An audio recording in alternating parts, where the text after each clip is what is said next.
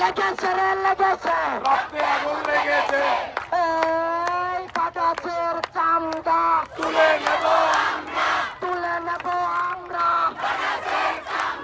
বাজাজের চামড়া বাজাজের কালো হাত ভেঙে দাও ঘুরিয়ে দাও, বাজাজের কালো হাত ভেঙে দাও ঘুরিয়ে দাও, বাজাজের দুর্নীতি আসলে আমরা খুবই ভারাক্রান্ত হৃদয় নিয়ে আপনাদের সামনে দণ্ডায়মান। আমরা বারাসাতের একটি অঙ্গ প্রতিষ্ঠান কি হইতেছে স্টুডেন্ট, আমরা বিএনপি স্টুডেন্ট হওয়া সত্ত্বেও আমরা আমাদের স্থায়ী ক্যাম্পাস পাইতেছি না।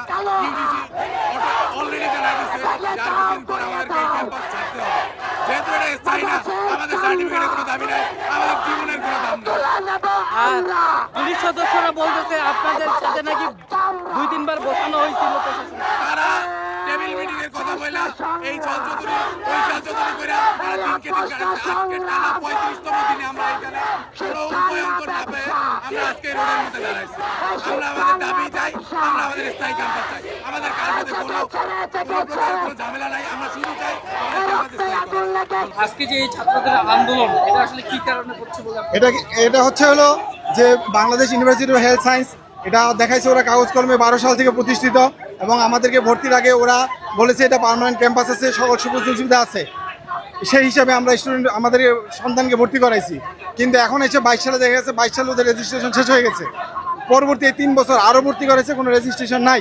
এখন বাংলাদেশ প্রাইভেট ইউনিভার্সিটি মঞ্জুরি কমিশন ওখান থেকে এদের ব্ল্যাক লিস্ট করা হয়ে গেছে, যাদের কোনো নিজস্ব ক্যাম্পাস নাই এদেরকে আর কোনো রেজিস্ট্রেশন দেওয়া যাবে না। মালিক পক্ষ দায়ী কিনা? মালিক পক্ষ অবশ্যই, কারণ ভাটাসের যে চেয়ারম্যান ট্রাস্টি বোর্ডে যারা আছেন তারাই দায়ী, কারণ তারা এটাকে রেজিস্ট্রেশন ব্যবস্থা নেন নাই এবং আমাদেরকে ভুয়া কাগজ দেখাইছেন যে পার্মানেন্ট স্থায়ী ক্যাম্পাস আছে, সব ক্যাম্পাস আছে। তাই এই যে ক্যাম্পাস দেখাইছে কাগজ কলমে দেখে অ্যাড দিছে ওয়েবসাইটে আছে, তাহলে এটা তারা অবশ্যই প্রতারণা করছে। এই প্রতারণা এখন হাজার হাজার স্টুডেন্ট এবং লক্ষ লক্ষ টাকা আমরা ব্যয় করছি, এই স্টুডেন্টগুলো কোথায় যাবে?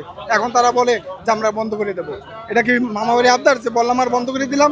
আমরা এখন এই স্টুডেন্টদের সেদিন অভিভাবক হিসেবে আমরা এখানে আসছি যে আমরা স্থায়ী ক্যাম্পাস চাই এবং ছাত্রছাত্রীদের সুরক্ষা চাই। ফাউন্ডার ইউনিভার্সিটি যেটা হলো মোস্টলি বার্ডাস, তারা এটা সলভ করবেন, তারা চেষ্টা করছে বলছে এবং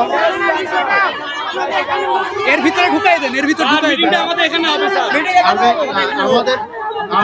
আমি চেষ্টা করব ওনাদের এখানে ইনভাইট করে এখানে আসতে হবে, তারা তোমাদের সঙ্গে এখানে আসতে হবে স্যার এবং এখনই স্যার তোমাদের সঙ্গে যাতে বসে সেটা আমার সর্বোচ্চ চেষ্টা থাকবে যে এইখানে আনার জন্য।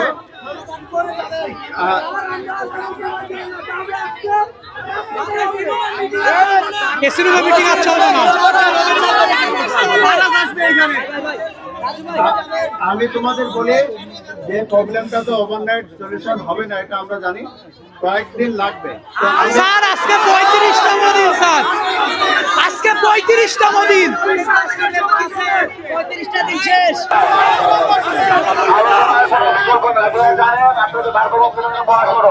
অনেক রোগী জনদুর্গ কোনো কাজ করা যাবে না, জনদুর্গ কোনো কাজ করা যাবে না, অনেক অ্যাম্বুলেন্স আটকে পড়ে আছে। আপনারা জানেন এটা একটা জাতীয় মহাসড়ক, এই সড়কে কোনো প্রকার প্রতিবন্ধক সৃষ্টি করা যাবে না। আপনাদের দাবি যৌক্তিক, ক্যাম্পাস স্থায়ী ক্যাম্পাস চান, আমরা একমত। আপনারা ক্যাম্পাসের ভিতর থেকে মানববন্ধন করে জজ কর্তৃপক্ষকে লিখিত দিয়ে আপনাকে এটা অবহিত করতে পারেন, কিন্তু রাস্তা বন্ধ করে এটা কোনো সমাধান না।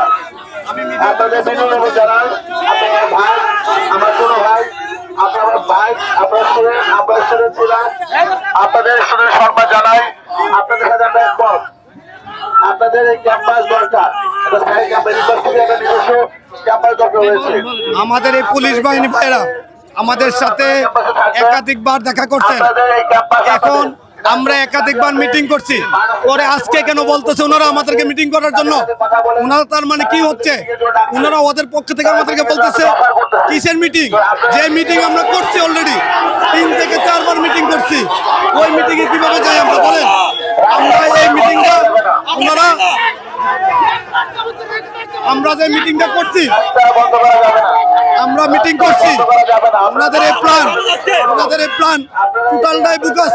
কারণ আমরা, ওনারা জানেন আমরা 3 থেকে 4 বার মিটিংয়ে বসছি, কোনো সলিউশন দেন নাই। এই সলিউশন ওনারা এখন আসছেন আমাদেরকে বন্ধ করতে, এবং ওনারা আমাদেরকে অনেক ধরনের হুমকি দিচ্ছেন। উনি মিরপুর থানার ওসি, উনি একাধিকবার আমাদেরকে হুমকি দিচ্ছেন। এই হুমকিটা আমরা জনসাধারণের কাছে দেখাতে চাচ্ছি।